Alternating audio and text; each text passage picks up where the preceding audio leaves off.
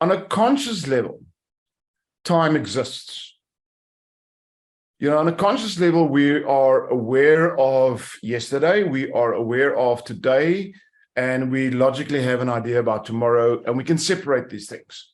We can logically plan, we can logically go into our memory, go learn from it, but there's a very clear separation. On the subconscious level, time does not exist. Time does not exist on a subconscious. Now, and that's one of the reasons, for example, if you have a memory, if you think about a memory, now intellectually, if you only think about the memory, you should not get emotional about it. But the subconscious also thinks about the same memory. And because there's no differentiation in time, everything just is in the subconscious. The subconscious feels the same emotion from the memory when it was installed. It's mainly because there's no separation of time in the subconscious. That's one of the reasons why something like fear actually exists in humans, because fear is a future-based experience. Fear is based on something that you think might happen at a later stage, but we experience fear in the moment because the subconscious does not differentiate between what could happen and what is happening. If it thinks about what could happen, it actually experiences it as if it's happening. Link with that a component that the subconscious does not separate reality from fake, that does not separate factual information from dreams. It cannot differentiate. That's why when you watch a movie and you see an actor die, you cry. Anybody's done that before? You cried in a story, a movie, and intellectually, it's an actor. Next week they're going to show up on Seven Alarm or Days of Our Lives or whatever soapy. But as you see them die today, you cry. And, it's only a movie, but yet you experience it. Why? Because the subconscious cannot make that differentiation. The subconscious experiences everything as if it exists. Why is that important? When we think,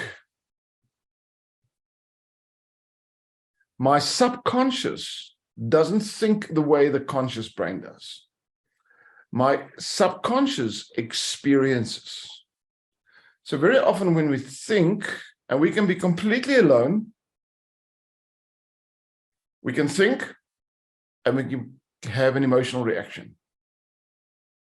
Because on a subconscious level, we experience. Now, I know a lot of people, sometimes tell me, but I'm not emotional. Well, yes, you are. We are all emotional. Human beings are emotional beings. We always have one or two or three emotions that are active all of the time, even when you sleep. We are always in an emotional state. It's more a matter of, can you control the emotional state, or does the emotional state control you? That's the difference. But we are constantly experiencing emotions, and these emotions have an impact on our decisions, our behaviors, everything we do.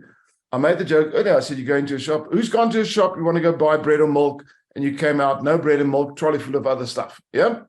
You probably went in when you were a little bit hungry, when maybe you had a group of friends coming over soon.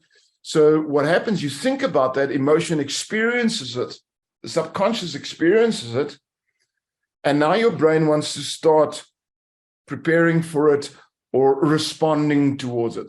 So you buy stuff that looks nice, that you think you might use, and you go into this really weird, non-logic, non-analytical behavior. Because the subconscious is actually making those decisions because of its experience. Does it make sense, right? Now, if I can control my subconscious, if I can retrain it, I think, and that's probably one of the most important questions. Can I change it? Can I retrain it? Can I get it to shift? Can the subconscious react and respond differently?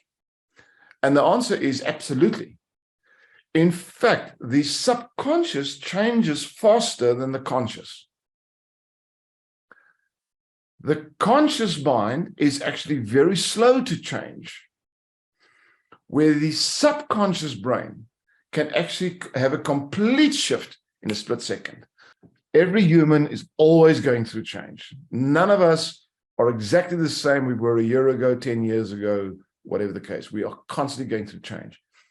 The question is, and this is what we're going to teach you guys, how do I control that change? And how do I direct the change so that I change in a way I want to? So I change in a way that serves me, so that I can actually become a better version of me. Because in life, you are going to change. That's a guarantee.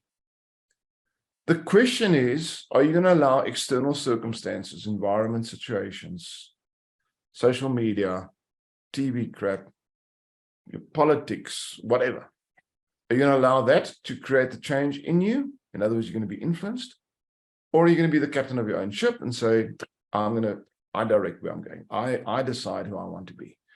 I am the captain of my destiny. I'm going to change the way I want to change. I want to be this person, and that's what I'm going to create.